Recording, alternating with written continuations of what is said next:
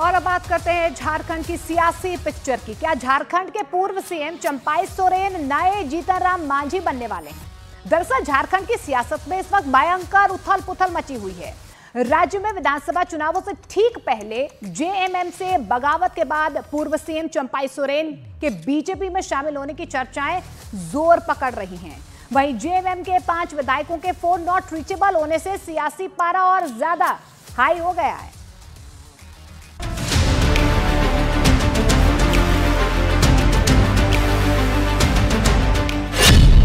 चंपाई सोरेन नए जीतनराम मांझी। अभी हम जहाँ पर है वहीं पर है।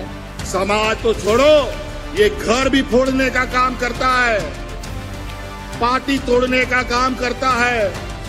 आए दिन कभी इस विधायक को खरीद ले, कभी उस विधायक को खरीद ले। बीजेपी में जाएंगे या अपनी पार्टी बनाएंगे? जिस प्रकार से उन्होंने पोस्ट लिखा है तो उससे उनका दर्द झलक रहा है। झारखंड में कोई खेला होने की संभावना है क्या? धन्यवाद। किस राह जाएंगे चंपाई सोरेन? उनके स्वाभिमान के साथ हेमंत सोरेन ने खिलवाड़ की। इतने बड़े कोल्हान के टाइगर कहलाने वाले चंपाई सोरेन, कहीं कोई विधायक का कोई इशू नहीं है, सभी इंटैक्ट है, सभी पार्टी के साथ है, गठबंधन के साथ। झारखंड मुक्ति मोर्चा से भागी हुए चंपाई सोरेन का अगला कदम क्या होगा? झारखंड से दिल्ली तक इसको लेकर सियासी कयासों का दौर जारी है। आशंका जताई जा रही है कि चंपाई सोरेन बीजेपी का दामन थाम सकते हैं।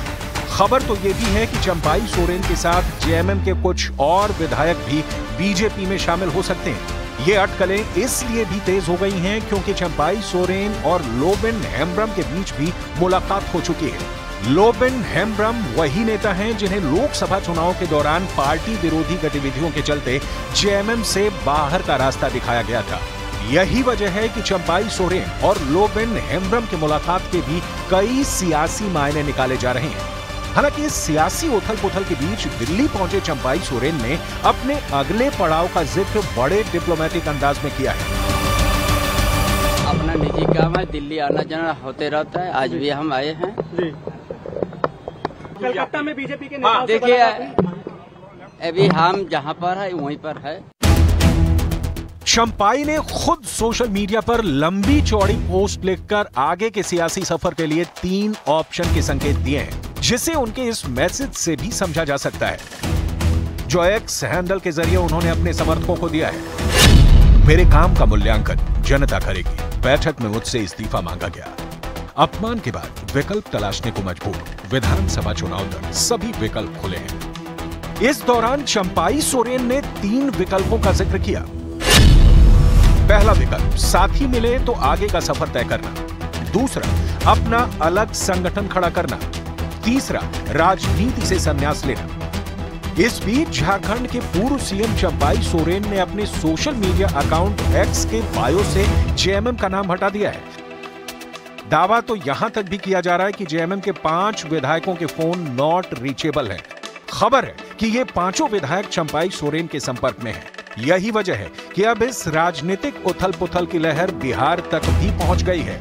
केंद्रीय मंत्री जीतनराम मांझी ने अपने एक बयान के जरिए खलबली मचा दी है। उन्होंने एक्स पर लिखा, चंपाई दा, आप टाइगर थे, टाइगर हैं और टाइगर ही रहेंगे। एनडीए परिवार में आपका स्वागत है। जोहार टाइगर। उधर चंपाई सोरेन की बगावत और बीजेपी में शामिल होने की अटकलों के बीच झारखंड के मुख्यमंत्री हेमंत सोरेन ने भारतीय जनता पार्टी पर बड़ा आरोप लगाया। कभी हमको जेल में डालेगा, कभी सरकार गिराएगा, कभी विधायक तोड़ेगा, कभी मंत्री तोड़ेगा। यही काम में ये लोग लगा रहता है और ध्यान भटकाता है हमारा। लेकिन अब ना हम लोग का लक्ष्य भटकेगा, ना ध्यान भटकेगा। चंपाई सोरेन के बीजेपी में जाने की चर्चा है तो उसकी वजह सिर्फ बीजेपी नेताओं का नरम रवैया, सहानुभूति ही नहीं बल्कि सूबे का सियासी मिजाज भी है। झारखंड की सियासत में झारखंड विकास मोर्चा जैसी पार्टियां भी आई, लेकिन कोई कमाल नहीं कर पाई। झारखंड विकास मोर्चा का गठन पूर्व सीएम बाबूलाल मरांडी ने सीएम पद से हटाए जाने के बाद किया था, लेकिन बाद में मरांडी को अपनी पार्टी का विलय बीजेपी में करना पड़ा और वो फिलहाल झारखंड बीजेपी के अध्यक्ष हैं। इसलिए चंपाई सोरेन अपना हर कदम काफी सोच समझकर आगे बढ़ा रहे हैं। माननीय चंपई सोरेन जी ने भी जो पत्रों के माध्यम से अपनी भावनाओं को अवगत कराया है, तो स्वाभाविक तौर पे एक यह अच्छी बात है कि अपनी भावनाओं से अपने नेतृत्व को या अपनी जनता को अवगत कराना, हमें लगता है कि ये कहीं से कोई गलत बात नहीं है। अब उन्होंने अपनी भावनाओं को रखा है तो स्वाभाविक तौर पे उन भावनाओं पर उनका नेतृत्व जो है वो संज्ञान लेगी। चंपई बाबू बहुत सम्मानित हम लोग की पार्टी में, हमारे नज़र में हैं, और आत्मघाती कदम वो नहीं उठाएंगे, ऐसा हम विश्वास करते हैं। इतनी बड़ी पोस्ट के बाद अभी उम्मीद है कि वो ऐसा नहीं करेंगे? नहीं, देखिए, अभी कहीं जाने या किसी दल को ज्वाइन करने की बात सामने नहीं आई है। मैं फिर बोलता हूं कि अगर वो वैसा निर्णय लेते हैं तो उनका व्यक्तिगत निर्णय होगा, लेकिन उनके लिए आत्मघाती होगा।